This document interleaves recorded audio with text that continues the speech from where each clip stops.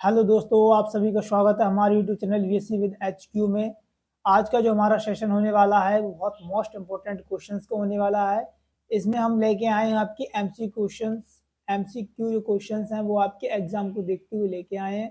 हम एक ही वीडियो में आपके 8 यूनिट हैं उनको हम क्या करेंगे, क्लियर करेंगे। ठीक है, एक ही वीडियो में आपके जो 8 यूनिट हैं उनको हम एक ही वीडियो में समाप्त कर देंगे। ठीक है, और इसकी जो पीडीएफ हमारे Telegram channel VC with HQ पे मिल जाएगी, और इसकी जो आपकी टेलीग्राम चैनल है वो हमारे डिस्क्रिप्शन में मिल जाएगा, उस पर ज्वाइन कर लेना जाके और आपको पीडीएफ मिल जाएगी। ठीक है, अब चलते हैं अपने इंपॉर्टेंट क्वेश्चंस की तरफ। पहला जो यूनिट हमारा आता है वो कौन सा होता है, वेक्टर अलजेब्रा। कौन सा होता है, वेक्टर अलजेब्रा, जिसमें आपके मोस्ट इंपोर्टेंट क्वेश्चंस 1 से 15 क्वेश्चंस लेके आए हैं। देखो पहला क्वेश्चन क्या कह रहा है, यूनिट वेक्टर की मैग्नीट्यूड होता है।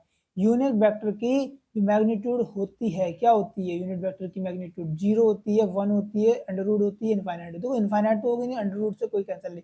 बात आती है हमारे पास 0 या 1 पे, तो इस ऑप्शन का आंसर हो जाएगा आपका वी। क्या हो जाएगा करेक्ट, ऑप्शन का आंसर हो जाएगा वी। ठीक है, इस प्रकार के क्वेश्चंस आपको एग्जाम में देखने को मिलेंगे। 4 ऑप्शन दिए होंगे और आपको एक ऑप्शन करेक्ट करना होगा। ठीक है, नेक्स्ट क्वेश्चन की तरफ चलते हैं। नेक्स्ट क्वेश्चन कह रहा है कि स्केलर क्वांटिटी, स्केलर क्वांटिटी है। तो स्केलर क्वांटिटी क्या होती है, वेक्टर क्वांटिटी क्या होती है, बेस स्केलर क्वांटिटी जिनमें मैग्नीट्यूड होता है। इनमें क्या होता है, सिर्फ मैग्नीट्यूड होता है। ठीक है, मैग्नीट्यूड होगा पर इसमें डायरेक्शन नहीं होगी। क्या होगी, डायरेक्शन नो। ओके, पर इसमें मैग्नीट्यूड होता है।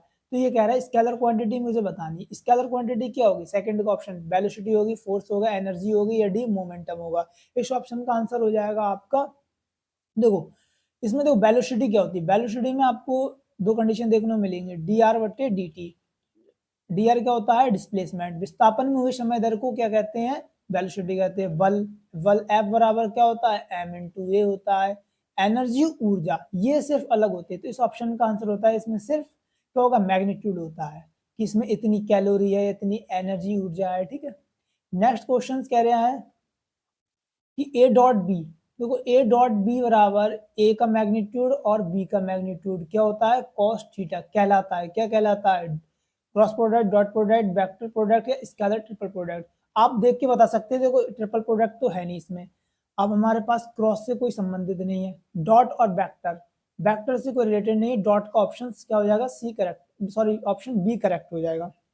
नेक्स्ट क्वेश्चन कह रहा है कि ए क्रॉस ए का मान क्या होता है। देखो ये भी क्वेश्चंस आपको देखने को मिलता है। देखो ए क्रॉस ए, अगर क्रॉस पूछ ले, या आई क्रॉस आई, ठीक है, तो इसका मान क्या होगा आप बता सकते हैं। ए क्रॉस ए का मान क्या होगा, जब दो डायरेक्शंस ए डॉट ए भी आप जानते होंगे क्या होगा, ए डॉट ए होगा तो ऑप्शन का आंसर क्या हो जाता है, 1 हो जाता है। जैसे आई डॉट आई बराबर क्या हो जाता है, 1। तो यहाँ पे ये 1 वाला ऑप्शन करेक्ट नहीं होगा। ठीक है, एक क्रॉस, जब हमारे पास दो कंपोनेंट एक से दिखते हैं, जब हमारे पास दो कंपोनेंट एक से दिखेंगे तो इस ऑप्शन का आंसर हो जाता है 0। जब हमारे पास क्रॉस की बात करेगा, देखो जब क्रॉस की बात करेगा तो क्रॉस में आप जानते हैं कि ए क्रॉस ए बराबर क्या होगा, 0, क्योंकि आई क्रॉस आई बराबर होता है 0। बट आई क्रॉस जे बराबर अगर कंपोनेंट आएगा तो इस ऑप्शन का आंसर हो जाएगा के। ठीक है, जे हमारे पास होते हैं कोऑर्डिनेट सिस्टम पढ़ते हैं तब। ठीक है, ये बात आगे की है, बट इसमें जो क्वेश्चन पूछ रहा है उसका हमें आंसर देना है। इस ऑप्शन का आंसर हो जाएगा आपका 0। ठीक है, नेक्स्ट क्वेश्चन कह रहा है कि वेक्टर ट्रिपल प्रोडक्ट आइडेंटिटी है। देखो वेक्टर जो ट्रिपल प्रोडक्ट है वो किससे आइडेंटिटी करता है। देखो वेक्टर ट्रिपल प्रोडक्ट इससे कोई रिलेशन है नहीं, इससे भी कोई रिलेशन है, इससे नहीं। ऑप्शन ए करेक्ट हो जाएगा। ठीक है, इससे फर्स्ट ऑप्शन आंसर। ठीक है, नेक्स्ट क्वेश्चन कह रहा है जी कोलिनियर वेक्टर के बीच कोण कितना होता है। जो कोलिनियर वेक्टर होते हैं उनके बीच कोण कितना होता है। देखो कोलिनियर वेक्टर, इसमें पूछ रहा है कि कोलिनियर वेक्टर के पास कोण देखो 0 से 180 होगा, या 90 डिग्री होगा, या 45 या 60 डिग्री। तो इस ऑप्शन का आंसर आप देख सकते हैं। देखो कोलिनियर वेक्टर, जैसे हम मान लो अगर 90 डिग्री का कोण बना रहे हैं, कोई समकोण त्रिभुज को ले रहे हैं, तो इसमें कह रहा है कोलिनियर वेक्टर। कोलिनियर वेक्टर होता है जो हमारे प्लेन प्लेन होता है कि एक जीरो जीरो पर क्या होगा, एक कोण बनेगा सीधे 180 एंगल। क्या बनेगा, 0 से 180 एंगल बनाएगा। ठीक है, तो इस ऑप्शन का आंसर हो जाएगा 0 0 या 180 एंगल, कोलिनियर वेक्टर कहलाते हैं। नेक्स्ट क्वेश्चन है कि कोप्लेनर वेक्टर की संख्या कितनी होती है। देखो कोप्लेनर वेक्टर की संख्या कितनी होती है, कितनी होगी, 1 होगी, 2 होगी, 3 होगी, या इनफाइनाइट होगी। देखो इस ऑप्शन में आप बता सकते हैं कोप्लेनर वेक्टर की संख्या कितनी होती है। देखो कोप्लेनर वेक्टर से ए डॉट बी क्रॉस सी करते हैं तो 0 होंगे तो हमारे क्या कहलाते हैं, कोप्लेनर कहलाते हैं। ठीक है, क्या कहलाते हैं, कोप्लेनर कहलाते हैं। तो इस ऑप्शन का आंसर आपका हो जाएगा, क्या हो जाएगा, सी। तो इसमें कोप्लेनर वेक्टर की संख्या पूछ रहा है। देखो एक वेक्टर, दो वेक्टर, तीन वेक्टर। कोप्लेनर में हमारे पास कितने वेक्टर होते हैं, तीन वेक्टर को सेटिस्फाई किया जाता है। तो इस ऑप्शन का आंसर हो जाएगा, क्या हो जाएगा ऑप्शन का आंसर, सी। ठीक है, तीन होते हैं। नेक्स्ट क्वेश्चन कह रहा है कि स्केलर ट्रिपल प्रोडक्ट का जो ज्योमेट्रिक अर्थ है। देखो जब स्केलर ट्रिपल प्रोडक्ट, जब हमारे पास किसकी बात कर रहा है, स्केलर ट्रिपल प्रोडक्ट की बात, स्केलर ट्रिपल प्रोडक्ट की बात करेगा तो इसका ज्योमेट्रिकल का अर्थ होता है एरिया, वॉल्यूम, लेंथ या फोर्स। देखो इस ऑप्शन का आंसर हो जाएगा, देखो जब हमारे पास ज्योमेट्रिकल स्केलर ट्रिपल प्रोडक्ट की बात करें, जब तीन प्रोडक्ट की बात करेगा तो इसमें एरिया तो हमारे पास आएगा ना, एरिया में क्या होती है, हाइट टू बेस की बात करेगा, लेंथ सिर्फ लंबाई की, फोर्स क्या होता है, F into M into A F बराबर। तो इसमें आपको ऑप्शन आप बता सकते हैं तो किस तरीके से एरिया कैंसिल हो जाएगा, लेंथ भी नहीं होगी, फोर्स भी नहीं। इस ऑप्शन का आंसर हो जाएगा बी, क्या होगा, वॉल्यूम। ये तीन कंडीशन की बात करेगा स्केलर ट्रिपल प्रोडक्ट में। अब क्या कह रहा है कि ए डॉट बी क्रॉस सी का मान कितना होता है, ये अभी हमने बताया था कि ए डॉट बी क्रॉस का मान हो जाता है जीरो। क्या हो जाता है, जीरो। जब जीरो हो जाता है तो हमारे पास वेक्टर होगा, स्केलर होगा, टेंसर होगा, जीरो ऑलवेज होगा। तो 9 ऑप्शन का आंसर हो जाएगा आपका, क्या हो जाएगा, वेक्टर। तो ये क्या है, हमें ये बताने है। तो बराबर क्या है, वेक्टर है, क्या है, वेक्टर। इसमें आंसर नहीं पूछ रहा है, बट इसका ये पूछ रहा है कि मैथमेटिकल फॉर्म पूछ रहा है। यहाँ पे थोड़ा इसने कैप्शन लिखा है, दो ए बी क्रॉस सी। ये पूछ रहा है कि वेक्टर है, स्केलर है या टेंसर है। टेंसर नहीं होते, टेंसर होते हैं हमारे दो या दो से अधिक डायरेक्शन या एक से अधिक डायरेक्शन रखते हैं तो उसे हम टेंसर कहते हैं। स्केलर क्या होते हैं, इसके पास मैग्नीट्यूड होता है पर डायरेक्शन नहीं होती है। वेक्टर क्या होता है, वेक्टर वो कहलाते हैं जिसके पास मैग्नीट्यूड के साथ साथ क्या होती है, डायरेक्शन भी होती है। मैग्नीट्यूड के साथ साथ क्या होगी, डायरेक्शन भी होगी। ठीक है, फिर हमारा आता है जीरो ऑलवेज, जीरो से कोई संबंधित है नहीं इसका आंसर, तो इसका ऑप्शन का आंसर हो जाएगा आपका वेक्टर। किससे संबंधित है, वेक्टर क्वांटिटी से। नेक्स्ट क्वेश्चन कह रहा है कि यूनिट वेक्टर, अगर हमारे पास एक यूनिट वेक्टर दिए हैं, आई है, जे है और के, किस दिशा में होते हैं। ये बहुत मोस्ट इंपॉर्टेंट क्वेश्चन बन रहा है। देखिए ये वाला जो क्वेश्चन है ये इंपॉर्टेंट है। ये पूछ रहा है कि आई जे के जो किस दिशा में होते हैं, जो यूनिट वेक्टर होते हैं वो किस दिशा में होते हैं। आप जानते हैं इस तरीके से हमने कोऑर्डिनेट सिस्टम बनाया। ये अगर हमारे पास z है, ये हमारे पास x है, ये हमारे पास y है। ठीक है, तो x y z, तो x के कोऑर्डिनेट होते हैं i y और z। ठीक है, तो इसके कोऑर्डिनेट क्या हो जाते हैं, x y z, option C correct. Next question, इस तरीके से हमारे पास जो क्वेश्चन होंगे वो लगभग हम आपको लेके आए हैं 1 से लेके लगभग 110 या 100 क्वेश्चन होंगे जो आपको हम कराने वाले हैं आज के सेशन में। आज का सेशन बहुत मोस्ट इंपोर्टेंट होने वाला है। इसकी जो पीडीएफ हो जाएगी वो आपको टेलीग्राम चैनल पे मिल जाएगी। हमारा कौन सा है, बीएससी विद एचक्यू। ठीक है, बीएससी विद एचक्यू पे मिल जाएगी, उसमें सर्च करना, टेलीग्राम पे जाना और सर्च करना बीएससी विद एचक्यू, उस पर आपको पीडीएफ लगा दी जाएगी। ठीक है, हमारा क्वेश्चन क्या कह रहा है कि रिजल्टेंट, क्या कह रहा है क्वेश्चन कि resultant of two vector minimum होता है। तो resultant vector two vector minimum होता है, कितना होगा, जब कोण 0 डिग्री होगा, 90 डिग्री होगा, 180 होगा, 45 डिग्री होगा। क्या कह रहा है कि जो हमारे पास रिजल्टेंट वेक्टर आप जानते हैं कैसे होता है। देखो रिजल्टेंट वेक्टर जब हमारे पास कोई कोऑर्डिनेट इस तरीके से बना रहे हैं, देखो इसको रिमूव करने, ये वाला हमने ये वाला बनाया, रिजल्टेंट वेक्टर बताना है। तो ये जैसे हमारे पास ये और ये, ठीक है, ये जीरो चल रहे हैं, ये ए और बी मान लेते हैं। जब हमारे पास आर जो रिजल्टेंट वेक्टर होता है ए प्लस बी वेक्टर की क्या होता है, बराबर होता है। ठीक है, जिसे हम बोलते हैं रिजल्टेंट वेक्टर। एक वैल्यू दो वैल्यू की क्या होती है, इक्वल होती है। तो इस ऑप्शन का आंसर आप बता सकते हैं, जाहिर ऑप्शन आंसर हो जाएगा 180। क्या हो जाएगा, 180। क्योंकि जब हमारे पास रिजल्टेंट वेक्टर की बात कर रहा है, रिजल्टेंट वेक्टर क्या होता है, आर डिस्प्लेसमेंट, इस तरीके से जब हमारे पास रिजल्टेंट वेक्टर क्या हो जाता है, आर अगर मान लो ओ बी है तो O B plus B O, इस तरीके से। तो ये दोनों एंगल लेके चल रहे हैं 90 डिग्री, तो कितना हो जाएगा, 180 डिग्री। नेक्स्ट क्वेश्चन कह रहा है पैरेललोग्राम लॉ किसके लिए है। पैरेललोग्राम जो लॉ होता है वो किसके लिए सेटिस्फाई है, किसके लिए है, देखो स्केलर के लिए या वेक्टर के लिए, वेक्टर एडिशन के लिए, मल्टीप्लिकेशन के लिए, डिवीजन के लिए। तो वो 12th का जो क्वेश्चन आंसर कह रहा है वो हमारा होता है पैरेललोग्राम लॉ। तो पैरेललोग्राम लॉ होता है वो वेक्टर एडिशन के लिए होता है, किसके लिए होता है, वेक्टर का एडिशन करने के लिए।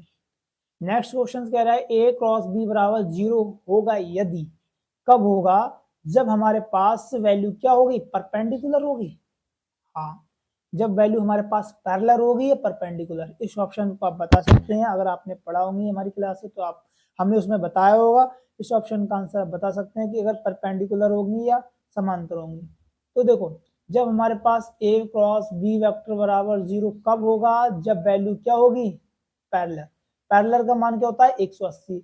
जब हम 180 और साइन 90 का मान कितना होता है, 1 होता है, और कॉस 180 का मान कितना होगा, 0।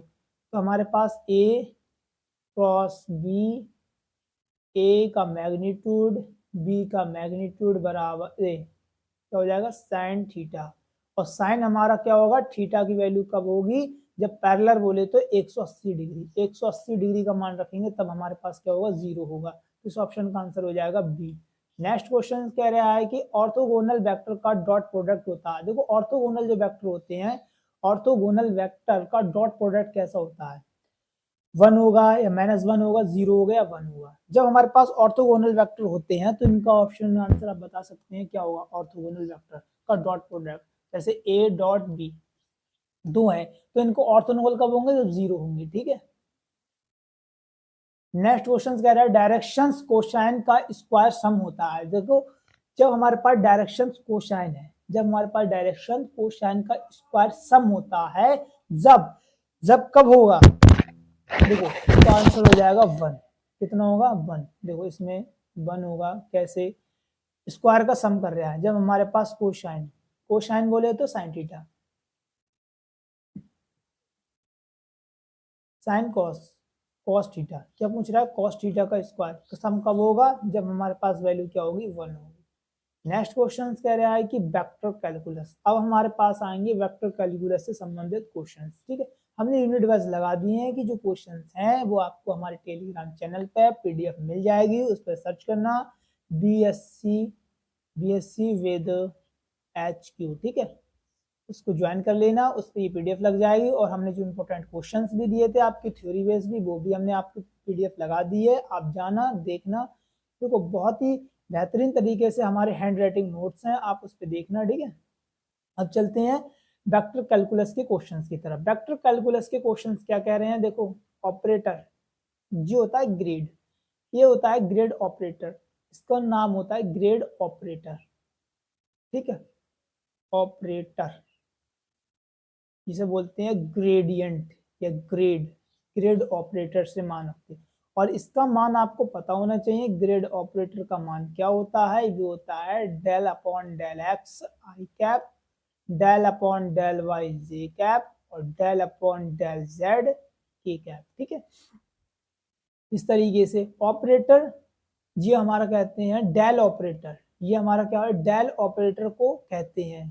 तो क्या कहते हैं, डेल या लैप्लास या कर्ल या ग्रेडियंट। तो इस ऑप्शन का आंसर आप बता सकते हैं क्या होगा, डेल।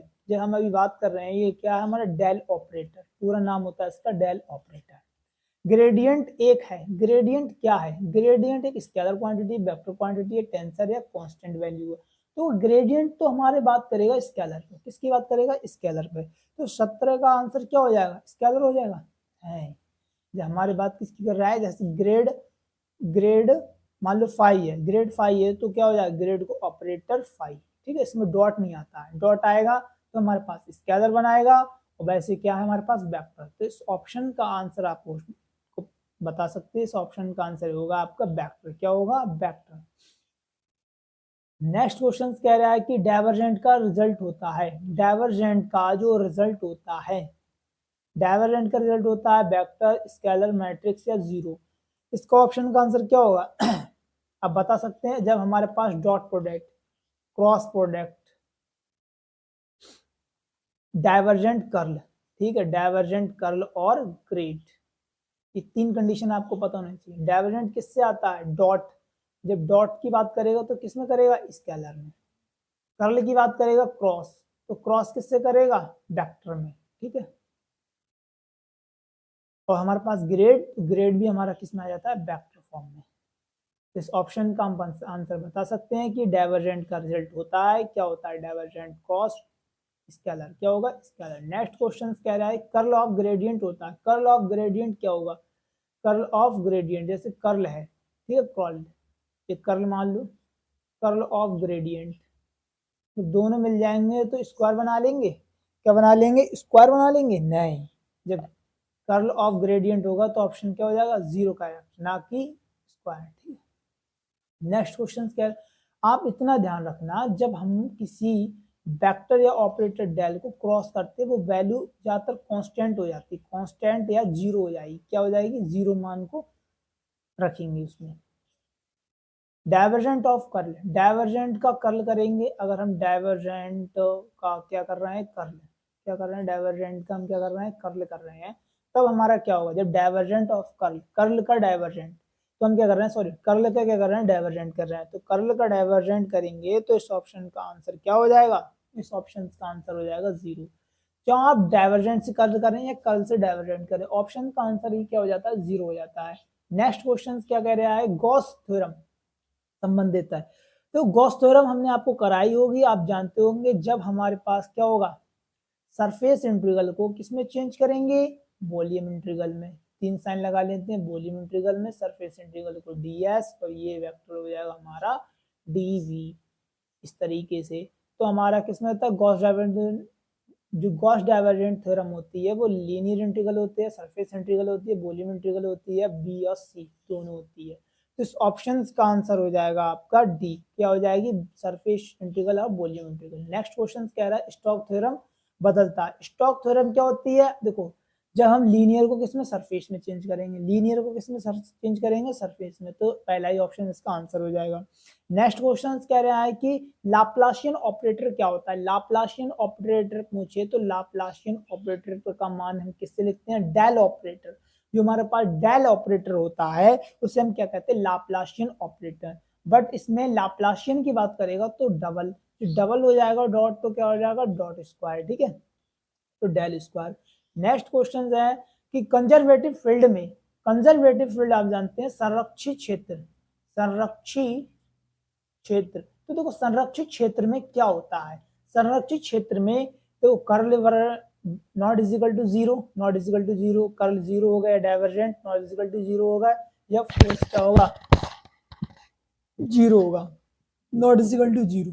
तो जो कंजर्वेटिव संरक्षी होते हैं, तो संरक्षी का मतलब होता है मोमेंटम, जब P बराबर m इंटू ए। ठीक है, तो इसमें ये पूछ रहा है कि इस ऑप्शन में जो कंजर्वेटिव फील्ड, कंजर्वेटिव क्षेत्र होता है, संरक्षित क्षेत्र होता है, में क्या होगा? Curl not equal to zero होगा या कर्ल बराबर जीरो होगा। तो इस ऑप्शन का आंसर आप बता सकते हैं क्या होगा? बी। क्या होगा? Curl equal to zero. Zero होगा तो हमारे क्या होंगे? कंजर्वेटिव होंगे। ठीक है, फील्ड सोलेनोइडल वेक्टर फील्ड में देखो,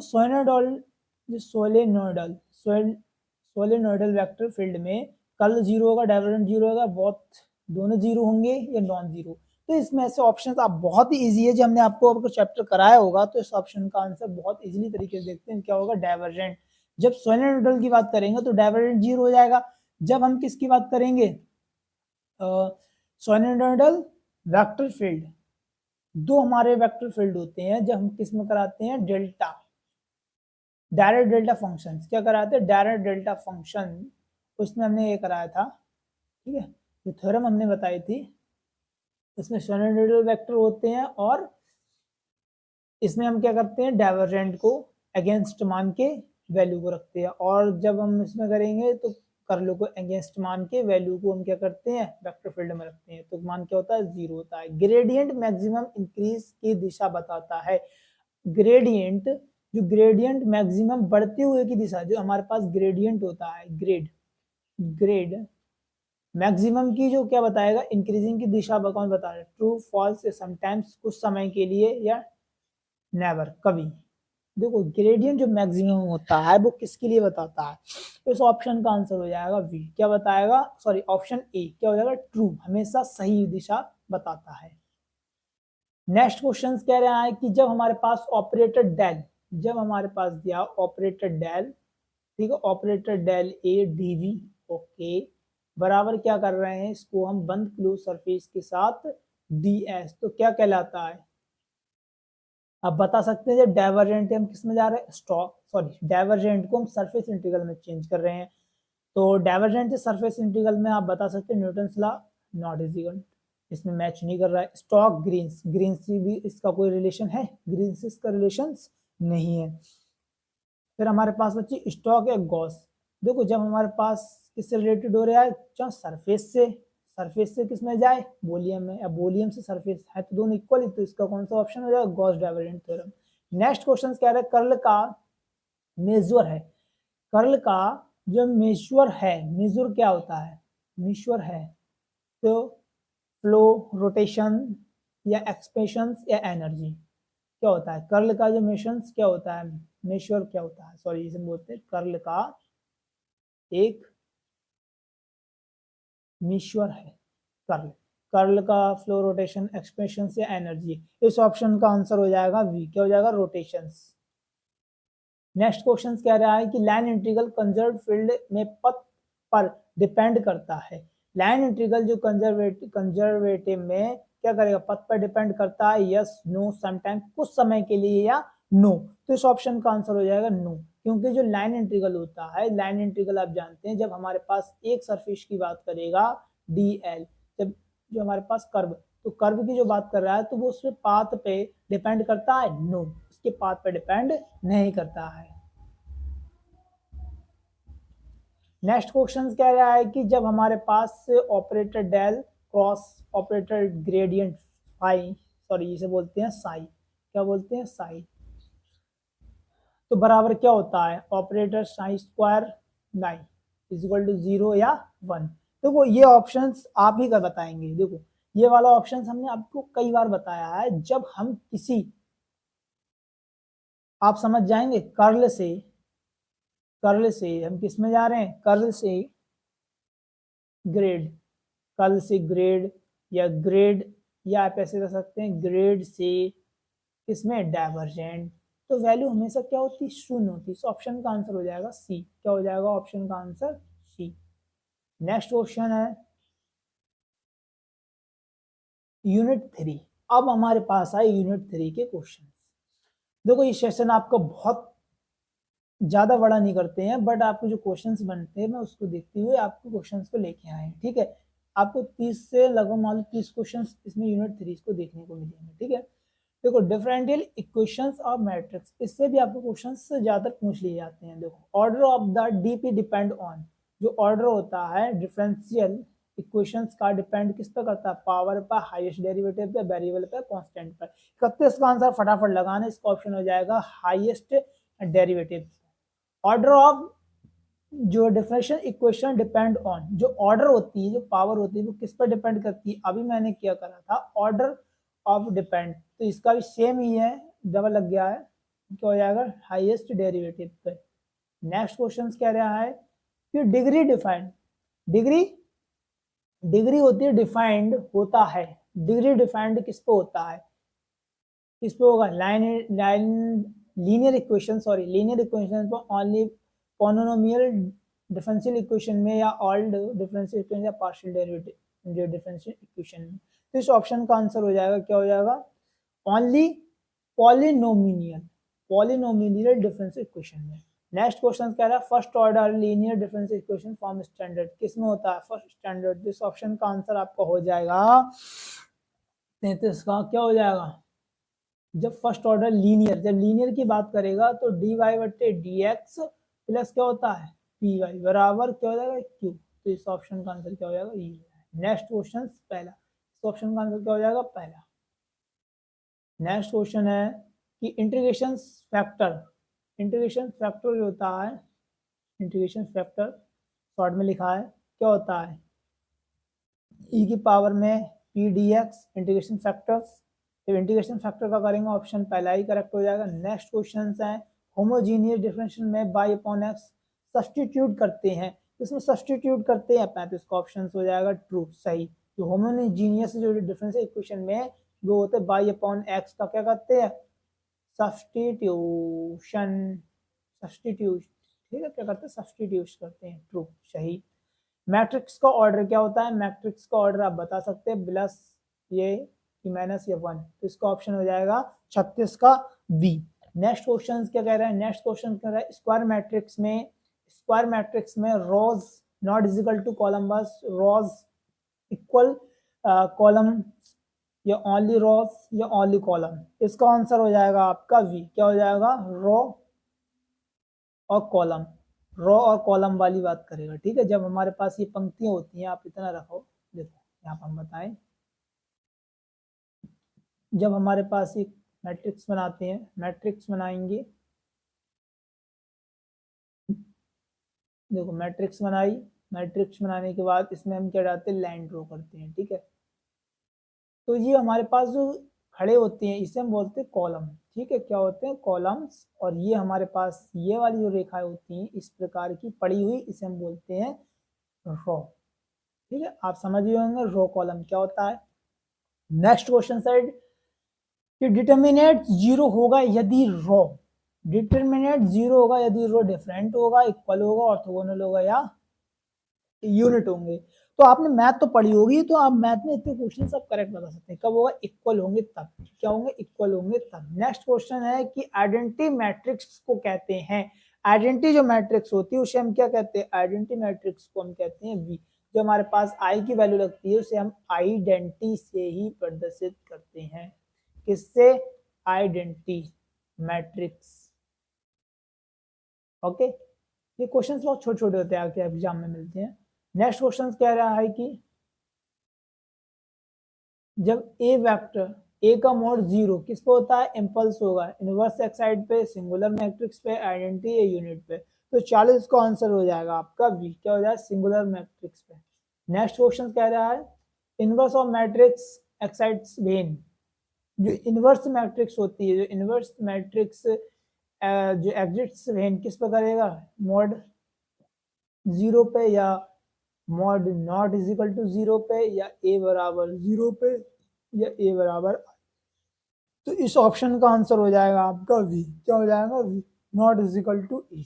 नेक्स्ट क्वेश्चन कह रहा है सिमेट्रिक मैट्रिक्स होता है, सिमेट्रिक मैट्रिक्स आप देख के बता सकते हैं सिमेट्रिक मैट्रिक्स क्या कहलाता है, जब ए की पावर टी बराबर क्या हो जाता है ए, तो 42 का ऑप्शन क्या हो जाएगा बी, तो इसका आंसर हो जाएगा आपका वी। देखो ये आपके मैथ में भी आपको पूछ सकता है छोटे मोटे क्वेश्चन से। इसक्यू सिमेट्रिक्स में डायगोनल एलिमेंट्स होते हैं, इसक्यू जो सिमेट्रिक की बात करेगा जिसे बोलते हैं एंटी सिमेट्रिक, ऑप्शन हो जाएगा 1 ठीक है। नेक्स्ट क्वेश्चन कह रहा है rank of zero, zero rank का जो मैट्रिक्स होता है अगर रैंक ऑफ जीरो, अगर किसी मैट्रिक्स की रैंक जीरो है, अगर कोई मैट्रिक्स है जैसे आई जे इसकी रैंक क्या दी है जीरो दी है, तो कौन सा मैट्रिक्स अगर जीरो होगा 44, जीरो होगा तो जीरो ही बात करेगा, कुछ जाना ही का नहीं। नेक्स्ट क्वेश्चन कह रहा है कि नेक्स्ट क्वेश्चन क्या कह रहा है कि ए क्या हो जाता है इगन वैल्यू इक्वेशंस, इक्वेशन की इगन वैल्यू क्या होती है A mod not, no one वाले में से कुछ नहीं आएगा, नो वन में से होगा, इस चार ऑप्शन में से आपका ये या इन दोनों में से एक ऑप्शन आपका करेक्ट हो। 45 का हो जाएगा बी। क्या हो जाएगा ए में लैम्डा, ए माइनस लैम्डा बराबर जीरो ठीक है, बी ऑप्शन इसका करेक्ट हो जाए। नेक्स्ट क्वेश्चन कह रहा है ट्रेस ऑफ मैट्रिक्स इक्वल, जो ट्रेस ऑफ मैट्रिक्स इक्वल होते हैं तो 46 का ऑप्शन क्या हो जाएगा, आप बता सकते हैं कि प्रोडक्ट ऑफ डायगोनल होते हैं, सम ऑफ डायगोनल होते हैं, डिटरमिनेंट्स होते हैं, रैंक होते हैं, इस ऑप्शन का आंसर हो जाएगा बी। क्या हो जाएगा बी। नेक्स्ट क्वेश्चन कह रहा है कि लीनियर इक्वेशन सॉल्वेबल होंगी जब, तो लीनियर इक्वेशन होती है सॉल्वेबल होगी जब rank not equal to zero, rank बराबर जीरो या जीरो क्या होगा, तो 47 का आंसर क्या हो जाएगा आपका बी। क्या हो जाएगा बी। नेक्स्ट क्वेश्चन है ऑर्थोगोनल मैट्रिक्स, ऑर्थोगोनल भी आप जानते होंगे, ऑर्थोगोनल मैट्रिक्स क्या होती है सी, इस ऑप्शन का आंसर क्या हो जाता है ऑर्थोगोनल। जैसे आपने ये मैट्रिक्स बनाई, ओके समझा देते हैं, मैट्रिक्स बनाई, उसको मैनी पार्ट्सों में आपने डिवाइड कर दिया। जब हमारे पास अगर हमारे पास 0, अगर ए पोर्शन है तो ए इसमें में होगा, ए इसमें भी होगा, तो ए हमारे पास चारों पंक्ति में क्या होंगे, तो इसे बोलते हैं ऑर्थोगोनल। ऑर्थोगोनल मैट्रिक्स में ए स्क्वायर बराबर क्या हो जाता है, आई। क्या हो जाता है 48 का ए स्क्वायर बराबर आई। बट जो हमारे पास ए स्क्वायर बराबर आई होगा तो क्या होगा 80, ठीक है, ऑर्थोगोनल के लिए। फिर ए बराबर आई, तो इस ऑप्शन का आंसर हो जाएगा आपका फर्स्ट। ठीक है, नेक्स्ट क्वेश्चन हो जाएगा differential equation of motions. Motion की डिफरेंशियल इक्वेशंस क्या होती है, मोशंस की डिफरेंशियल इक्वेशंस, मोशन की डिफरेंशियल इक्वेशंस जो हमारी होगी वो क्या होगी, अलजेब्रिक होगी, वेक्टर होगी, डिफरेंशियल होगी, इंटीग्रल होगी। तो डिफरेंशियल की भी बात करेगा तो क्या होगा डिफरेंशियल। पार्शियल, जो पार्टिकुलर जो सॉल्यूशन सेटिस्फाई होते हैं, जो पार्टिकुलर सेटिस्फाई होती हैं, सॉल्यूशन सेटिस्फाई होते हैं, वो किस में होते हैं, डिफरेंशियल इक्वेशंस में या इंटीग्रल कैलकुलस में, डिफरेंशियल इंटीग्रल कैलकुलस या ऑन नॉन, इनमें से किसी में। तो 50 का आंसर हो जाएगा आपका, क्या हो जाएगा आप बता सकते हैं, डिफरेंशियल और इंटीग्रल कैलकुलस दोनों में।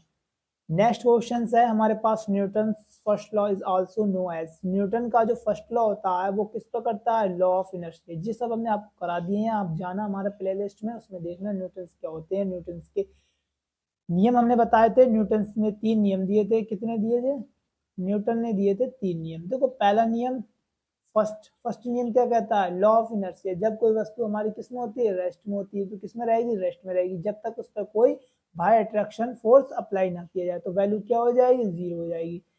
और सेकंड जो होता है वो लॉ ऑफ इनर्शिया होता है, कि उसमें बताता है कि जो हमारे पास वेग होता है वो बल के क्या हो जाता है, इक्वल हो जाता है। उसमें क्या होता है, जो हमारे पास वैल्यू होगी वो क्या हो जाती है, चलती रहेगी, क्या हो जाती है, चलती रहती है। तो डी आर बटे डी टी, उनके मान में परिवर्तन होता है।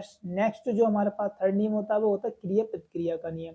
क्रिया प्रतिक्रिया का नियम क्या होता है, रिवर्सिबल होता है। जैसे कि हमने किसी वस्तु पर बल लगा रहे हैं तो वो भी वस्तु हमारे पास 2 से 1 लगेगा तो 1 से 2 डबल अट्रैक्शन उसी की तरफ वापस जाएगा। ठीक है, तो आप जो क्वेश्चंस को देखते हैं जो आपके एमसीक्यू में बनते हैं, एमसीक्यू में क्या बनेंगे, द एसआई यूनिट ऑफ बल। बल की एसआई यूनिट क्या होती है, एम इंटू ए होता है। तो आप बता सकते हैं बल का वैसे डायरेक्ट अगर पूछे ऐसा यूनिट तो क्या होगी, न्यूटन होगी। ठीक, अगर नेक्स्ट में डाले तो क्या हो जाती है, द्रव्यमान kilogram into metre second square. ठीक है, ये वाला है, ये 2 होते हैं हमारे पास बल के, याद कर लेना। ये हमारा हो जाएगा न्यूटन, क्या हो जाएगा ऑप्शन न्यूटन। नेक्स्ट क्वेश्चन कह रहा है according the Newton second law force is equal. जो न्यूटन के सेकंड लॉ के अकॉर्डिंग जो बल होता है वो इक्वल होता है, किसके इक्वल होता है, मास एक्सीलरेशन के या मास वेलोसिटी के, किसके होता है, मास गुणा velocity. Change in momentum, rate change of momentum. तो देखो इस ऑप्शन का आंसर क्या हो जाएगा 3 का, तो इस ऑप्शन का आंसर हो जाएगा आपका rate of change of moment, नहीं किसको हो जाएगा, मास वेलोसिटी के। जो बल होगा वो किसको हो जाएगा, एम इंटू ए, मास इंटू एक्सीलरेशन। हमने आपको थ्योरम जब हमने आपके कराए हैं इंपॉर्टेंट क्वेश्चंस, उसमें ये सब आपको मिल जाएंगे। ठीक है, अब हमारे चैनल पे जाना, अगर आपको नहीं समझ में आ रहा है तो हमारे पास जो हमारे टेलीग्राम चैनल है, ठीक है, टेलीग्राम चैनल कौन सी है, बीएससी विद एचक्यू, उस पर जाना, उस पर ज्वाइन का ऑप्शन आएगा तो आप ज्वाइन कर लेना, उस पर आपको पीडीएफ मिल जाएगी। ठीक है, नेक्स्ट क्वेश्चन है न्यूटन का थर्ड लॉ रिलेटेड। न्यूटन का जो थर्ड लॉ किससे रिलेटेड है, न्यूटन का थर्ड लॉ रिलेटेड टू, तो एनर्जी से नहीं, इनर्शिया से तो न्यूटन का फर्स्ट लॉ हो गया, एनर्जी से मोशन गति के नियम ही नहीं है। Action and reactions, action and reactions, action का रिएक्शन, इस ऑप्शन का आंसर हो जाएगा सी। ठीक है, नेक्स्ट क्वेश्चन क्या कह रहे हैं हमारा 5, the dimensional formula of force. Force का आप बता सकते हैं, देखो डायमेंशनल किस तरीके से निकालते हैं, देखो हम अच्छी तरीके से आपको समझाते हैं। देखो बल, आप बल का पहले फार्मूला पता होना चाहिए, एफ बराबर क्या होता है, एम इंटू ए या एम ए। एम क्या होता है, किलोग्राम। ठीक है, एम क्या होगा हमारा पास, किलोग्राम। जब एम किलोग्राम होता है, और ए का फार्मूला आपको पता होना चाहिए कि बी बट्टे टी या डी बी बट्टे डी टी। तो बेग मूव है तो बेग क्या होता है, मीटर इंटू सेकेंड। जब एक्सीलरेशन की बात करेगा मीटर स्क्वायर, तो स्क्वायर हो जाएगा, किलोग्राम क्या हो जाएगा, मीटर स्क्वायर। तो किलोग्राम को हम किससे लिखते हैं, द्रव्यमान को m से, और लंबाई को किससे लिखते हैं, l से। इसकी पावर 1 है तो इसकी पावर 1 लग जाएगी, और सेकंड को क्या लिखेंगे, t-2। तो क्या हो जाएगा, option mLT-2, option B correct हो जाएगा। नेक्स्ट क्वेश्चन क्या कह रहा है कि in absence of external force momentum remain. अगर बल की अनुपस्थिति में जो मोमेंटम होता है, जो कोणीय होता है, वो कैसा होगा, जीरो होगा, मैक्सिमम होगा, या मिनिमम होगा, कांस्टेंट होगा। बल के ऑप्शंस में क्या कह रहा है, बल के ऑप्शंस में, तो बल के जब हमारे पास बल नहीं कार्य करेगा तो मोमेंटम जीरो होगा। देखो जाहिर सी बात है, मोमेंटम जीरो होगा नहीं, यहाँ पे जीरो करेक्ट कर सकते, जो मैक्सिमम मिनिमम वाली वैल्यू कट जाएगी, यहाँ पे करेंगे कांस्टेंट। बल के ऑप्शंस में ये मोमेंटम कैसा होता है, कांस्टेंट। ये हमने आपको बताया कैसा होगा, कांस्टेंट। तो इसका ऑप्शन का आंसर हो जाएगा आपका डी। नेक्स्ट क्वेश्चन क्या कह रहा है कि the unit of momentum is, unit बतानी है मोमेंटम। मोमेंटम क्या होता है, कोणीय। मोमेंटम आप जानते हैं, कोई चीज क्या कर रही है, मूव कर रही है, तो कोणीय कर रही है, तो मोमेंटम इज यूनिट। मोमेंटम की इकाई क्या होती है, मोमेंटम की इकाई क्या होती है, पी। पी बराबर क्या होती है, किलोग्राम मीटर स्क्वायर, या kilogram metre square second inverse, या जूल। क्या होगा इस ऑप्शन का आंसर 7 का क्या होगा, देखो एम, क्या होगा, एम बी। पी बराबर आप जानते हैं एम बी होता है, और मोमेंटम को हम किससे लिखते हैं, पी से, कोणीय। जिस ऑप्शन का आप लिखा सकते हैं, क्या हो जाएगा आंसर, ए। ठीक है। अगर आप चाहते हैं कि अगर हम आपको डायमेंशंस जो आप निकाल नहीं पाते हैं, ठीक है, इनकी बीमाएं, तो हम बता सकते, कमेंट बॉक्स में बताना, आपको बीमा पे एक टॉपिक पूरा बता देंगे, ठीक है, फिजिक्स में। नेक्स्ट क्वेश्चन क्या कह रहा है कि 8 जो हमारा क्वेश्चन होगा, वो क्वेश्चन कह रहा है विच ऑफ द फॉलोइंग एक वेक्टर। हमारे पास एक वेक्टर क्वांटिटी, यानी कि वेक्टर क्वांटिटी, फॉलोइंग ए वेक्टर क्वांटिटी, यानी कि सदिश क्वांटिटी बतानी है, वेक्टर क्वांटिटी। तो वेक्टर क्वांटिटी क्या होगी, स्पीड, वर्क, मोमेंटम, एनर्जी। देखो वेक्टर की बात करेगा तो स्पीड में से कट जाएगा, मोमेंटम भी, वर्क हो गया, मोमेंटम। इन दो ऑप्शन में से आप बताइए, ये दो तो होंगे नहीं, ठीक है, इन दो में से क्या होंगे, ये तो स्केलर होगी क्वांटिटी, बल होगी, या एफ बराबर एम इंटू ए होगा, या मोमेंटम पी बराबर एम बी होगा। बताइए इस ऑप्शन का आंसर क्या हो जाएगा, जब हमारे पास क्या पूछ रहा है, which of the following vector quantity, क्या हो जाएगा, इस ऑप्शन का आंसर हो जाएगा आपका सी। क्या हो जाएगा, सी। ठीक है। नेक्स्ट क्वेश्चन कह रहा है, नेक्स्ट क्वेश्चन क्या कहना है, इनर्शिया डिपेंड ऑन, जो हमारे पास जड़त्वीय डिपेंड किस पे करता है, बल पे। किस पे करेगा, बल पे करेगा, वेलोसिटी पे, मास पे, या शेप पे। तो किस पे करता है, इस ऑप्शन का आंसर हो जाएगा न, क्या आंसर हो जाएगा, सी। किस पे करेगा, मास। इनर्शिया किस पे डिपेंड करता है, द्रव्यमान पर। नेक्स्ट क्वेश्चन कह रहा है कि a body moving the constant velocity, एक बॉडी है जो मूव कर रही है विद कांस्टेंट वेलोसिटी, एक कांस्टेंट वेग से कोई बॉडी है, वो क्या कर रही है, मूव कर रही है। तो कांस्टेंट वेग से कोई वैल्यू वस्तु क्या है, सॉरी बॉडी है, वो क्या कर रही है, मूव कर रही है, क्या कर रही है, मूविंग कर रही है। तो विथ हैज क्या होगा, वेरिएबल एक्सेलरेशन, उसमें वेरिएबल एक्सेलरेशन होगा, या जीरो होगा, एक्सेलरेशन इंक्रीजिंग होगा, डिक्रीजिंग होगा। इस ऑप्शन का आंसर आप बता सकते हैं, क्या हो जाएगा, जीरो। अगर मूव कर रही है तो उसका एक्सेलरेशन क्या हो जाएगा, जीरो, जब उसका वेग क्या हो रहा है, कांस्टेंट, जब उसका वेग क्या हो रहा है, कांस्टेंट। अगर हमारे पास p हो रहा है m क्रॉस b, ठीक है, तो मोमेंटम क्या हो रहा है, जीरो हो रहा है, तो मास भी हमारे पास क्या होगा, जीरो होगा, सॉरी एफ। एफ बराबर एम ए मान लो, एफ बराबर एम ए है, तो इसकी वैल्यू हम रखेंगे, एक्सेलरेशन जीरो होगा, एक्सेलरेशन जीरो होगा, तो मास भी क्या होगा, जीरो होगा। नेक्स्ट क्वेश्चन कह रहा है कि a body moving with constant तो वेलोसिटी, ये भी अभी हमने बताया था, इसका ऑप्शन क्या था, क्या था इस ऑप्शन का आंसर, ये 10 क्वेश्चन दोबारा लग गए हैं, हाँ 10 क्वेश्चन के लग गए दोबारा। इस ऑप्शन का आंसर था बी, क्या था, जीरो। नेक्स्ट क्वेश्चन कह रहा है कि if net force of the body is zero then the body. देखो अगर नेट फोर्स क्या है, द नेट फोर्स, देखो the net force of body is zero है, तो देन द बॉडी कैसी होगी, must be at rest, must be move constant velocity या एक्सेलरेशन स्टॉप। अगर हमारे पास कोई नेट फोर्स बॉडी का 0 है तो जो क्या होगी बॉडी उसकी मस्ट बी रेस्ट में होगी या कांस्टेंट वेलोसिटी होगी। तो ये दो तो होंगी नहीं, स्टॉप से कोई संबंधित नहीं है। इस ऑप्शन का आंसर आप बता सकते हैं must be move the constant velocity. कैसी होगी, अभी हमने बताया था must be constant move the velocity. अगर the rate of change, next question क्या कह रहा है कि the rate of change of velocity is called, अगर rate of change of velocity वेग में हुए समय परिवर्तन की दर, वेग में हुए समय परिवर्तन की दर acceleration. Next question, the unit vector of acceleration, acceleration a बराबर क्या होता है dv बटे dt। तो b हमारा किस में आ जाता है मीटर प्रति टी स्क्वायर, मीटर प्रति सेकंड स्क्वायर इनवर्स। अगर इनवर्स में पूछ रहा है ऑप्शन बी करेक्ट हो जाएगा। नेक्स्ट क्वेश्चन हो जाएगा weight of a body is equal, हमें बताना है कि एक बॉडी दी है वो इक्वल होगी, उसका बल बराबर होगा जब, कब होगा, जब मास प्लस गुरुत्वीय त्वरण, ये बोलते हैं गुरुत्वीय त्वरण या ग्रेविटेशनल एक्सीलरेशन, ग्रेविटेशनल एक्सीलरेशन जुड़ेंगे या डिवाइडेड होंगे तब इनका क्या होगा वेट बॉडी क्या होगा इक्वल होगा। कैसे होगा, जब इनके पास क्या हो जाएगा m क्रॉस g, द्रव्यमान इंटू गुरुत्वीय त्वरण का क्या करेंगे क्रॉस मल्टीप्लाई करेंगे। Weight direction is fractional force, अगर फ्रैक्शनल फोर्स दिया है तो क्या कह रहा है, अगर फ्रैक्शनल फोर्स इज तो डायरेक्शन कैसी होगी अलोंग मोशन करेगी या अपोजिट टू मोशंस करेगी या वर्टिकल में करेगी या रैंडमली करेगा।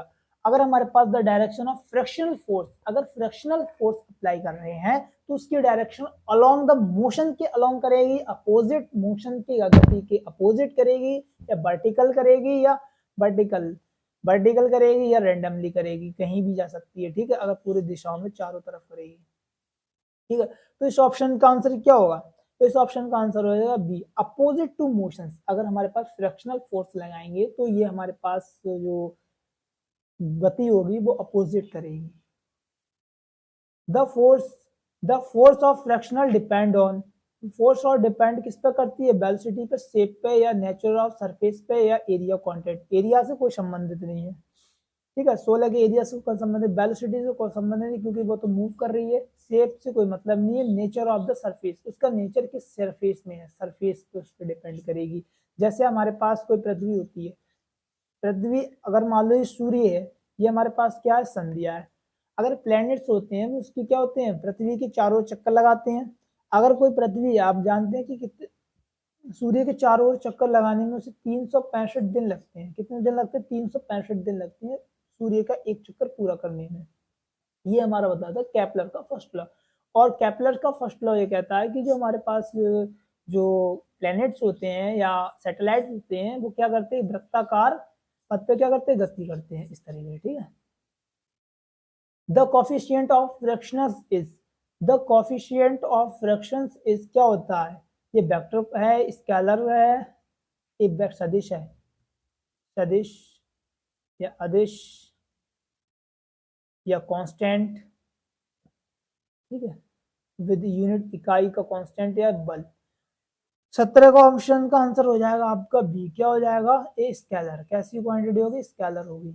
लिमिटेशन फ्रैक्शंस इज क्या होती है, लिमिटेशन फ्रैक्शंस होती है लेस देन द फ्रैक्शंस या greater than fractions, maximum step fractions या मैक्सिमम मिनिमम स्टेप फ्रैक्शंस। तो 18 का ऑप्शन हो जाएगा आपका मैक्सिमम स्टेप फ्रैक्शंस। जो लिमिटिंग क्या हो जाएगी, लिमिटिंग फ्रैक्शंस क्या हो जाएगी maximum step fractions. Next question कह रहा है कि the work done by centripetal force, इस ऑप्शन का आंसर आप ही बताएंगे कि द, अगर दिया है work done by the centripetal force, अगर सेंट्रीपिटल फोर्स है तो इस होंगे अपोजिट नेगेटिव जीरो या नेक्स्ट मैक्सिमम। क्या होगा जब सेंट्रीपिटल फोर्स इस पर अप्लाई करेगा तो बल क्या होगा, बल कैसा होगा, पॉजिटिव होगा, निगेटिव होगा या जीरो होगा या मैक्सिमम होगा, ज्यादा होगा। सेंट्रीपिटल फोर्स पर कैसा होगा। अब बताइए कैसा होगा, कैसा होगा जब हम सेंट्रीपिटल फोर्स लगा रहे हैं तो क्या हो जाएगा, जीरो। क्या हो जाएगा, जीरो। Option C correct. ये सब याद कर लेना जो आपके एग्जाम में बहुत बार पूछे गए हैं या पूछने के चांस है, इसमें से आपको बहुत क्वेश्चंस आपको पूछ सकता है, ठीक है। नेक्स्ट क्वेश्चन कह रहा है 20 सेंटर, जे आपके लगभग कितने होंगे, 20 क्वेश्चन पहुंच गए, 50 से 60 क्वेश्चन होंगे, ठीक है। सेंट्रीपिटल फोर्स एक्ट, जो सेंट्रीपिटल फोर्स होते हैं वो किस तरह बिहेव करते हैं, किस तरीके से उस पर कार्य करते हैं। Centripetal force always from centre पे करते हैं, अलोंग टेंजेंट, टेंजेंट से कोई वैल्यू नहीं है, towards of centre, centre towards of centre, randomly, randomly से कोई मतलब नहीं। जब बात कर रहे हैं सेंट्रीपिटल फोर्स की, तो सेंट्रीपिटल फोर्स की बात करेगा तो आप ऑप्शन काटने की कोशिश करेंगे, अलोंग द टेंजेंट नहीं। टेंजेंट क्या होता है, कोई वैल्यू टच करके जा रही तो उसकी सरफेस से बिना टच करे टेंजेंट। रैंडमली, क्रॉस, रैंडमली से कोई ही भी मतलब नहीं है इसका, ठीक है। Along the centre, always from centre, हमेशा सेंटर पे नहीं। एक चीज हमेशा याद रखना, जब हम सेंट्रीपिटल फोर्स की बात करेंगे, जब हमारे पास कोई बल है तो बल वो हमेशा इसके सेंटर पे ही नहीं अलाउ करेगा, इसके सेंटर पे ही ना ही एक्ट करेगा, इस पर टूवर्ड सेंटर, कैसा होगा, टूवर्ड सेंटर, थोड़ा हट बच सकता है, इसलिए हमेशा एक्ट सेंट्रीपिटल फोर्स नहीं करेगा। नेक्स्ट क्वेश्चन, इस ऑप्शन का आंसर है क्या होगा, सी। नेक्स्ट क्वेश्चन कह रहा है कि the formula of centripetal force, centripetal force का फार्मूला क्या होता है। सेंट्रीपिटल फोर्स का फार्मूला क्या होगा, एम बी स्क्वायर बटे आर होगा, या एम बी आर होगा, या एम बी आर होगा, बी स्क्वायर बटे एम होगा। तो 21 का जो आंसर होगा वो क्या हो जाएगा, एफ बराबर जो सेंट्रीपिटल फोर्स के लिए होगा C M, centripetal force, centripetal के लिए तो इस ऑप्शन को हो जाएगा एम बी स्क्वायर बटे आर, ठीक है। इस ऑप्शन का आंसर हो जाएगा ए। नेक्स्ट क्वेश्चन कह रहा है the path followed by A projectile is, एक पाथ है, ठीक है, फॉलोड है बाय द प्रोजेक्टाइल इज होगा, कैसा होगा, पैराबोलिक होगा, इलिप्टिकल होगा, सर्कुलर होगा, स्ट्रेट लाइन होगा। जो पाथ होगा प्रोजेक्टाइल का, जो पाथ होता है वो कैसा होगा, स्ट्रेट लाइन होगा, कैसा होगा, कैसा होगा, पैराबोलिक, कैसा होगा, पैराबोलिक।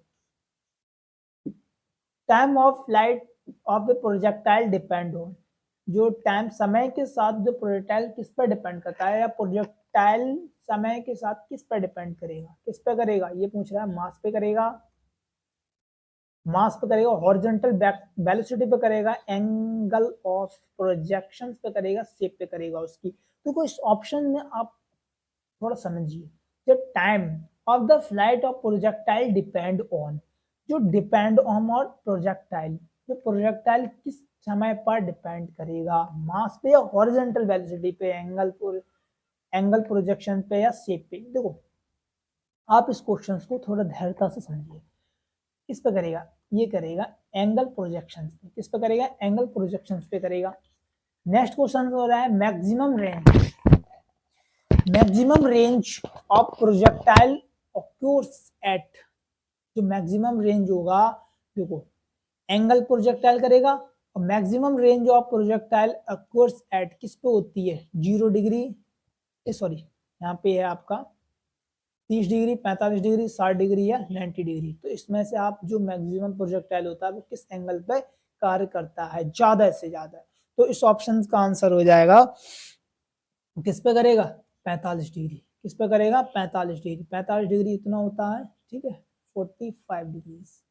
नेक्स्ट क्वेश्चन हो रहा है angular momentum is defined as, angular momentum, angular momentum जो डिफाइंड किस पे होता है, P बराबर mv, किस पे होता है, P बराबर mv। तो 25 का जो आंसर क्या होगा, angular momentum defined as P बराबर mv या mv स्क्वायर नहीं, ये तो काइनेटिक एनर्जी के IMR से कोई मतलब नहीं है बच्चा, mvr या mv। तो इस ऑप्शन का आंसर हो जाएगा आपका ए। ए कैसे होगा, जब बात कर रहा है एंगुलर मोमेंटम, देखो जब कोई चीज है एंगुलर मोमेंटम है तो उसमें कुछ रेडिय, जो हमारे पास आर, आर त्रिज्या भी होगी उसकी, क्या होगी, तो आर जो हमारी त्रिज्या होगी, जैसे कोई पथ है, इसका हमारे पास एम दिया है, और किस वेग से अगर कोई वस्तु है, इसका वेग भी किस वेग से जा रही है, इसका मास भी दिया, बट ये कितने डायरेक्शन से घूम रहा है, इसकी रेडियस भी हमें जानकारी के लिए इसमें आर से हम क्या कर देते हैं, मल्टीप्लाई। तो PMVR, ठीक है, वो उसके क्षेत्रफल के लिए। नेक्स्ट क्वेश्चन कह रहा है ऐसा unit of angular momentum, angular momentum का ऐसा यूनिट क्या होता है, एंगुलर मोमेंटम का ऐसा कोणीय एंगुलर मोमेंट होता है कोणीय संवेग मोमेंटम। तो क्या होगा, अभी हमने बताया था MVR, तो क्या हो जाएगा किलोग्राम किलोग्राम मीटर सेकंड, या किलोग्राम मीटर पर सेकंड, किलोग्राम मीटर प्रति सेकंड। 26 का आंसर हो जाएगा आपका बी, क्या हो जाएगा किलोग्राम मीटर स्क्वायर प्रति सेकंड। नेक्स्ट क्वेश्चन हो जाएगा टॉर्क इज इक्वल, देखो टॉर्क, टॉर्क आप जानते हैं टाउ, इसे हम लिखते हैं एफ इंटू परपेंडिकुलर डी। जो हमारे पास जो क्षेत्रफल होगा वो कैसा होगा, परपेंडिकुलर होगा, कैसा होगा, परपेंडिकुलर, ठीक है। तो फोर्स इनटू डिस्टेंस, आप नीचे ऑप्शन पे जाना ही नहीं, पहला ऑप्शन करेक्ट हो जाएगा। नेक्स्ट क्वेश्चन कह रहा है कि यूनिट ऑफ ए टॉर्क, जो टाउ होता है इसकी इकाई क्या होती है, टाउ, टाउ बराबर क्या होता है एफ इंटू डी। तो एफ हमारे पास होता है न्यूटन और into metre, option C correct हो जाएगा। इस तरीके से हम निकालते हैं इसके जो फार्मूला के जो आंसर होते हैं, इस तरीके से निकालते हैं। नेक्स्ट क्वेश्चन कह रहा है कि ए रिजिड बॉडी ऑन विच, कौन सी जो रिजिड बॉडी है, ठीक है, वन इन विच, देखो a rigid body is one in which, एक इनमें से कौन सी रिजिड बॉडी है। तो distance between particle is fix, mass chair, जो मास चेंजेस या shape change, energy is lost, energy का लॉस्ट करते हैं तो रिजिड बॉडी कहलाती है। मास चार्ज होता है, शेप होता है, distance between particles in fixed. तो इस ऑप्शन का आंसर हो जाएगा, क्या हो जाएगा, distance between particles in fixed, ठीक है।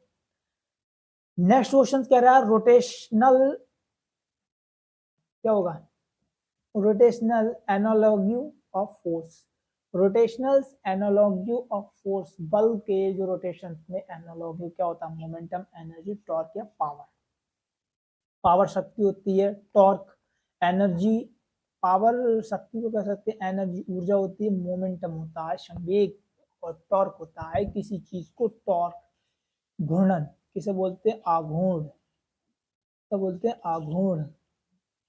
तो 30 का जो ऑप्शन का आंसर हो जाएगा आपके क्या हो जाएगा, सी, क्या हो जाएगा टॉर्क। रोटेशनल जो एनालॉगी ऑफ फोर्स, जो टाउ बराबर क्या होता है F into perpendicular d. Next question है the momentum of inertia depend on, जो मोमेंट ऑफ इनर्शिया है वो किस पर डिपेंड करती है, मास, सेफ एक्स, जो एक्सिस ऑफ रोटेशन पे, ऑल ऑफ दीज। तो जहां पर ऑल ऑफ दीज होगा, जहां तक क्वेश्चन ऑल ऑफ दीज ही होगा इसका आंसर, ठीक है, पढ़ लेना फिर भी इसका ऑल ऑफ दीज आंसर है। नेक्स्ट क्वेश्चन है एसआई यूनिट, हमें बताना है, क्या बताना है, SI unit moment of inertia, inertia की एसआई यूनिट क्या होती है, moment of inertia, moment of inertia, moment of inertia की एसआई यूनिट क्या होती है, तो क्या होगी एसआई यूनिट, एफ। तो एफ बराबर क्या हो जाएगा, एम ए, तो एम हो जाएगा kilogram metre second square, option C correct हो जाएगा, क्या हो जाएगा, ऑप्शन सी करेक्ट हो जाएगा। नेक्स्ट क्वेश्चन देखो कैसे आया, आप ये समझिए, इनर्शिया क्या होता है, इनर्शिया आप जानते हैं, जब किसी वस्तु पर, जैसे न्यूटन का फर्स्ट लॉ कहता है कि जब हमारे पास कोई बॉडी है, रेस्ट में है, रेस्ट में रहेगी जब तक उस पर कोई भाई अट्रैक्शन बल कार्य ना किया है। तो एफ बराबर बल किस पर कार्य करता है, एम इंटू ए, तो द्रव्यमान इंटू एक्सीलरेशन। तो इसका मैं पूछ रहा है ऐसा यूनिट, तो बल का मुझे बताना है, किस पे डिपेंड करता है, बल पे, बल होगा वेग होगा, ठीक है, तो क्या होगा इक्वल होता है, तो एम जी मीटर स्क्वायर हो जाता है, ठीक है। नेक्स्ट क्वेश्चन कह रहा है कि theory of parallel axis related, देखो जो हमारे पास एक्सिस है, थ्योरम बताइए जो पैरेलल है वो किससे, किस एक्सिस से रिलेटेड होती है, एनर्जी, टॉर्क से, मोमेंटम इनर्शिया, फोर्स से, किससे रिलेटेड होगी, तो हो जाएगी आपकी सी, मोमेंट ऑफ इनर्शिया से, किससे हो जाएगी, मोमेंट ऑफ इनर्शिया से, ठीक है। आपको ये पीडीएफ कहाँ मिलेगी, हमारे टेलीग्राम चैनल पे, किस पे मिलेगी, टेलीग्राम चैनल पे, ठीक है, उस पे जाना, लिखना BSc विद HQ, इस पे PDF लग जाएगी आपका कंप्लीट MCQ क्वेश्चंस की, ठीक है। नेक्स्ट क्वेश्चन है हमारे पास, ये वाला क्वेश्चन हो गया, moment of inertia. The law of conservative of angular momentum hold when, देखो ये कह रहा है कि द लॉ, नियम बताइए कंजर्वेटिव संरक्षी, एंगुलर बोले तो कोणीय मोमेंटम संवेग, अगर कोणीय संवेग है तो वो संरक्षी होगा जब जब एक्सटर्नल फोर्स जीरो, एफ क्या होगा जीरो, टॉर्क जीरो, या वेलोसिटी कांस्टेंट, या मास कांस्टेंट। तो इस ऑप्शन का जो आंसर होगा, कौन सा क्वेश्चन है 34, तो इस क्वेश्चन 34 का आंसर क्या हो जाएगा कि जब होगा मोमेंटम होल्ड, जब टॉर्क हमारे पास क्या हो जाएगी, वैल्यू जीरो मिल जाएगी, क्या हो जाएगी, जीरो मिल जाएगी। तो जो संरक्षित कोणीय संवेग क्या होगा, मोमेंटम कैसा होगा, मोमेंटम कंजर्व्ड होगा। Linear momentum is conserved, linear momentum conserve कब होता है, लीनियर मोमेंटम कंजर्व तब होता है जब एक्सटर्नल फोर्स इज जीरो, अगर हमारे पास F इजिकल टू जीरो, या M बराबर जीरो, या वेलोसिटी B बराबर जीरो, या एनर्जी E बराबर zero.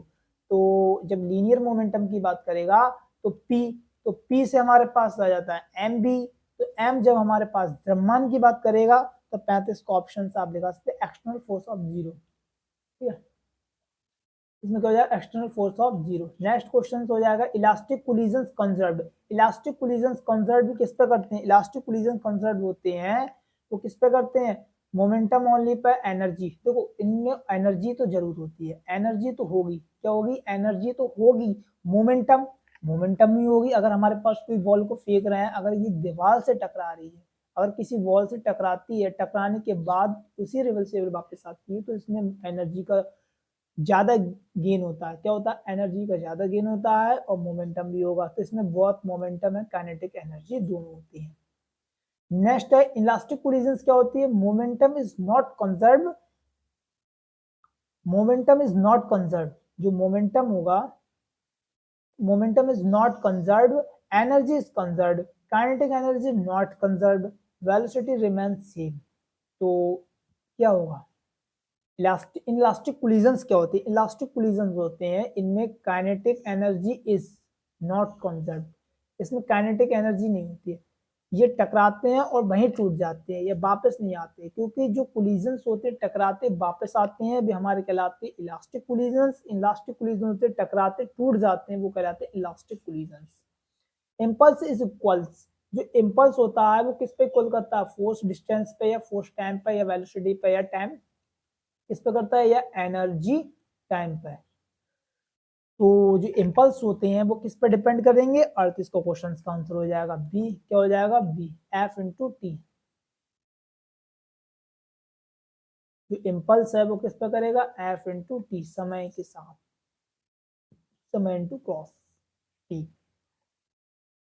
Dimensional formula of impulse is, impulse का डायमेंशनल फार्मूला क्या होता है, इम्पल्स का क्या पूछ रहे हैं, impulse dimensional formula of impulse, impulse का डायमेंशनल फार्मूला क्या होता है, जो हमने अभी ये बताया था, इम्पल्स एफ इंटू क्या बताया था, एफ इंटू टी, तो क्या हो जाएगा 39 का सी, तो हो जाएगा सी मोमेंटम। नेक्स्ट क्वेश्चन कह रहा है the centre of mass of system depend, एक सिस्टम है जिसका सेंटर ऑफ मास किस पर डिपेंड करता है, आप बिना देख लगा डिस्ट्रीब्यूशन ऑफ मास, द्रव्यमान के विघटन पर। नेक्स्ट क्वेश्चन कह रहा है the motion of centre of mass depend, जो द्रव्यमान मास का जो गति होती है सेंटर की, या ऐसे लिख सकते हैं इसको, द मोशन गति ऑफ सेंटर, द्रव जो केंद्र की गति उसका द्रव्यमान किस पर डिपेंड करता है, इंटरनल या एक्सटर्नल, या शेप या टेम्परेचर, किस पे करेगा, एक्सटर्नल पे या इंटरनल पे। तो इन दोनों से कोई संबंधित है नहीं हमारे पास, सिर्फ किस पे करेगा, इंटरनल या एक्सटर्नल। तो इस ऑप्शन का आंसर आपका हो जाएगा बी, किस पे करेगा, इंटरनल एक्सटर्नल, किस पे करेगा, F external. Okay, next question कह रहा है कि द वैल्यू ऑफ जी, तो हमारे पास जी ऑन द मून अबाउट, तो द्रव्यमान का जो वैल्यू जी होता है वो किस पे करता है, जी पर होगा, या GY2 पे है, या GY6, या 2G। तो इस ऑप्शन का आंसर हो जाएगा आपका सी, क्या हो जाएगा, GY6। अगर जो चंद्रमा की वैल्यू कितनी होती है गुरुत्वाकर्षण के लिए, वो होती है, ऐसे भी पूछ सकता है, G बराबर 1/6। ठीक है। नेक्स्ट क्वेश्चन है कि satellite revolve around earth due to magnetic, electrostatic या ग्रेविटेशनल। इसका आंसर हो जाएगा आपका ग्रेविटेशन, क्या हो जाएगा, ग्रेविटेशनल फोर्स के द्वारा। किसके द्वारा, ग्रेविटेशनल फोर्स के द्वारा। Escape velocity depend on, escape velocity किस पर डिपेंड करती है, मास ऑफ बॉडी पे, रेडियस ऑफ, किस पे डिपेंड करेगी, मास ऑफ बॉडी पे करेगी, रेडियस ऑफ अर्थ पे करेगी, स्केप वेलोसिटी ग्रेविटेशनल पे करेगी, या ऑल ऑफ दिस पे करेगी। तो 45 का ऑप्शन हो जाएगा आपका, देखो मास पे भी करेगी, रेडियस पे करेगी, ग्रेविटेशनल पे करेगी, ऑल ऑफ दिस, किस पे करेगी, सब पे करेगी, all of this. Next question कह रहा है कि the value of escape velocity on, escape velocity की जो अर्थ अप्रोक्सिमेटली कितनी होती है, कितनी होगी, इस ऑप्शन में आप बता सकते हैं। देखो जी बराबर तो आप जानते हैं 9.8, गुरुत्वीय त्वरण इतना होता है, इसका अप्रोक्सीमेट जो अप्रोक्स मान होता है वो किलोमीटर पर सेकंड होता है, 11.2 किलोमीटर पर सेकंड अप्रोक्सली इसकी अर्थ जो चलता है हमारे पास वेग से, वो इतने से चलता है, कितने से, 11.2। इस ऑप्शन का आंसर क्या हो जाएगा आपका, सेकंड, क्या हो जाएगा, सेकंड। नेक्स्ट क्वेश्चन कह रहा है कि the determination jar the dimensional formula of gravitational constant, dimensional formula बताने ग्रेविटेशनल कांस्टेंट का। तो जी का मुझे बताना है, जो जी का फार्मूला क्या हो जाता है, देखो इसका 47 का आंसर पूछ रहा है, the dimensional formula of gravitational constant ji.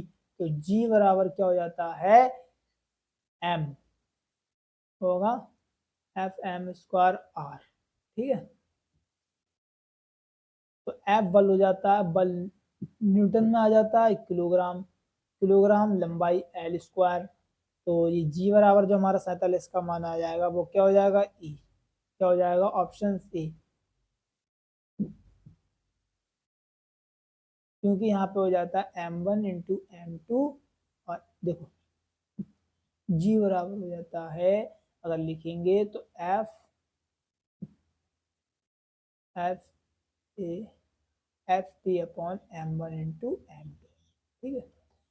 Next question इसका हो जाएगा, इसका आंसर हो जाएगा आपका 1। नेक्स्ट क्वेश्चन है Newton law of gravitational is and the example. गुरुत्वाकर्षण के लिए न्यूटन ने कौन सा नियम या इसको उदाहरण दीजिए, constant force, non constant force, या फ्रिक्शनल फोर्स, या न्यूक्लियर फोर्स। तो 48 का जो आंसर हो जाएगा वो हमारा क्या हो जाएगा, वो हो जाएगा नॉन कांस्टेंट फोर्स। कैसा होगा, non constant force.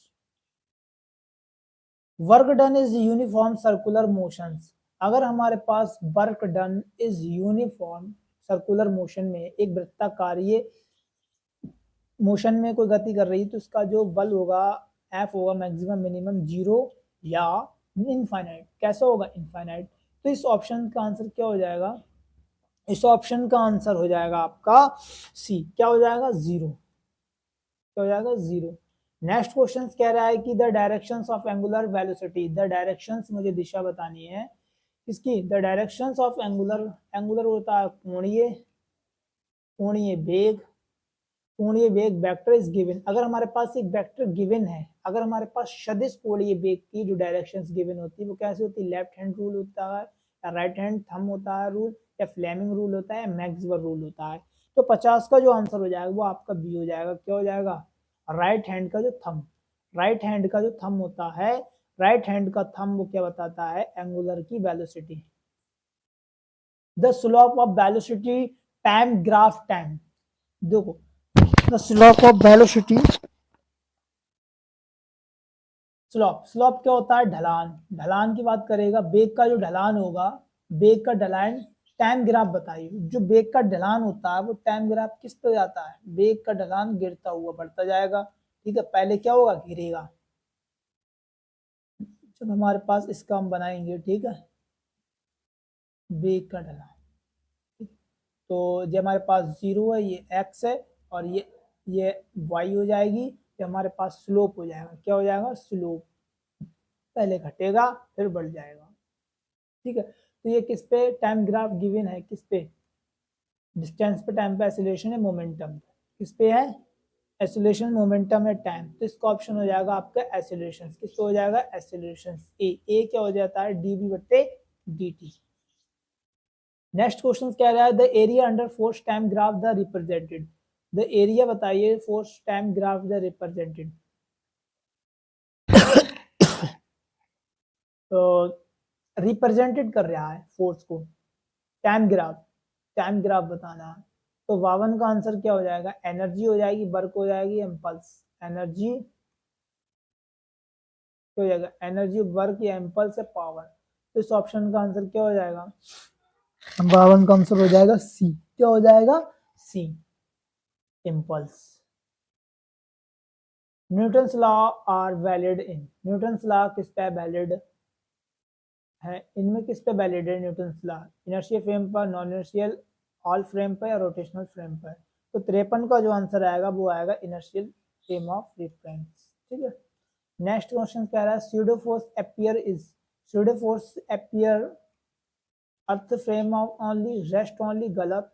Inertial frame गलत। Non inertial. जब बात कर रहे हैं स्यूडो फोर्स, स्यूडो फोर्स क्या होता है? आभासी, आभासी बल, जिसे हम क्या कहते हैं? आभासी बल या झूठा बल। झूठा बल, झूठा बल क्या बताता है? जैसे कि कोई वस्तु के अपोजिट का, अपोजिट कुछ नहीं होता, बट जैसे हम अगर किसी चीज को अगर हम कैलकुलेट करेंगे तो उसमें बैठे व्यक्ति अपने आप की जो सापेक्ष वैल्यू को नहीं कैलकुलेट कर सकता, लेकिन बाहर बैठे जो व्यक्ति को अपनी वैल्यू को क्या कर सकता है? कैलकुलेट कर सकता है। अगर बाहर बैठा व्यक्ति है, वो लिफ्ट में बैठे व्यक्ति की को जो लग रहा है बल, उसका मास कितना होगा वो कैलकुलेट नहीं कर सकता। तो स्यूडो फोर्स अपीयर इन, तो किसमें अपीयर होता है स्यूडो फोर्स? इनर्शियल फ्रेम में, नॉन इनर्शियल फ्रेम में या रेस्ट? किसमें होगा? नॉन इनर्शियल फ्रेम में। यहाँ तो होगा किसमें होगा? नॉन इनर्शियल फ्रेम में। ठीक है, Newton's law are valid in. Newton's law valid in अभी हमने आपको बताया था इनर्शियल फ्रेम में करेगा। ठीक है, नेक्स्ट क्वेश्चन कह रहा है कि स्यूडो फोर्स अपीयर, ये भी दोबारा क्वेश्चन आ गया, किसमें आ गया? Non inertial frame reference. अगला है कि the unit vector of work. Work क्या होता है? कार्य। कार्य क्या होता है? कार आप बता सकते हैं, कार का जो यूनिट इकाई होती है वो जूल होती है। क्या होती है? जूल की अर्ग सेकेंड। देखो इसका आंसर हो जाएगा जूल। क्या हो जाती है? जूल।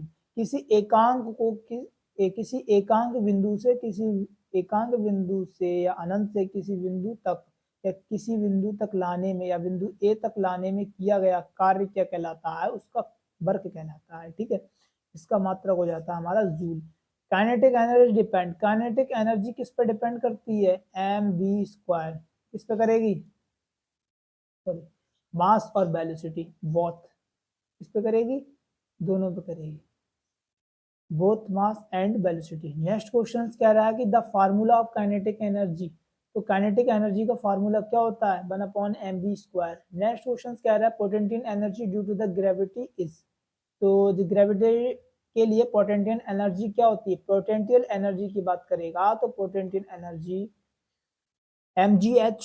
58 का जो आंसर हो जाएगा वो किसमें हो जाएगा? mgh। पोटेंशियल एनर्जी Pe बराबर क्या होता है? mgh। नेक्स्ट क्वेश्चन कह रहा है कि पावर इज डिफाइन एज, जो पावर होती है, ऊर्जा होती है, इज डिफाइन एज, किस पे डिफाइन होती है? पावर, शक्ति, शक्ति वाट, शक्ति P W, W upon T, तो डब्ल्यू क्रॉस टी। इस ऑप्शन का आंसर बी करेक्ट हो जाएगा। नेक्स्ट क्वेश्चन, ऐसा यूनिट ऑफ पावर, पावर यानी कि ऊर्जा, ऊर्जा की ऐसा यूनिट क्या होती है? जूल होगी नहीं, न्यूटन। वाट, वाट शक्ति, शक्ति होती है, पावर शक्ति। और हम जानते हैं अशक्ति कितनी होती है? 746 वाट। कितनी होती है? 746 वाट, एक अश्व शक्ति। ठीक है, ये थे हमारे आज के जो मोस्ट इंपोर्टेंट क्वेश्चंस, आपके 110 क्वेश्चंस जो लेके आए थे। आज के लिए बस इतना ही। आपके जो कंप्लीट क्वेश्चंस कौन से थे? MCQ questions. और इसकी पीडीएफ आपको मिल जाएगी हमारे टेलीग्राम चैनल पर। टेलीग्राम चैनल पे जाना, उसको ज्वाइन कर लेना, उस पर आपको पीडीएफ लगा दी जाएगी। अगर हमारा कंटेंट पसंद आ रहा है तो चैनल को लाइक, सब्सक्राइब एंड शेयर कर लेना, और कमेंट में बताना कि वीडियो कैसी लगी, और किसी की वीडियो चाहते हैं तो कमेंट बॉक्स में बताएं। और आप कुछ इंपॉर्टेंट क्वेश्चंस लेके आ रहे हैं, आप इतना कर लेना। अगर आपको थ्योरी बेस है तो हमने आपकी पूरी क्लास कंप्लीट क्लास बना दी है, उसमें आपको जो मोस्ट इंपॉर्टेंट क्वेश्चंस बनते हैं, मोस्ट इंपॉर्टेंट क्वेश्चंस है वो हमने आपको प्रोवाइड करा दिए हैं। आपके जो क्वेश्चंस है वो आपको टेलीग्राम पे मिल जाएंगे, क्वेश्चंस की पीडीएफ, ठीक है। और जाना ज्वाइन कर लेना। आज के लिए इतना ही, धन्यवाद।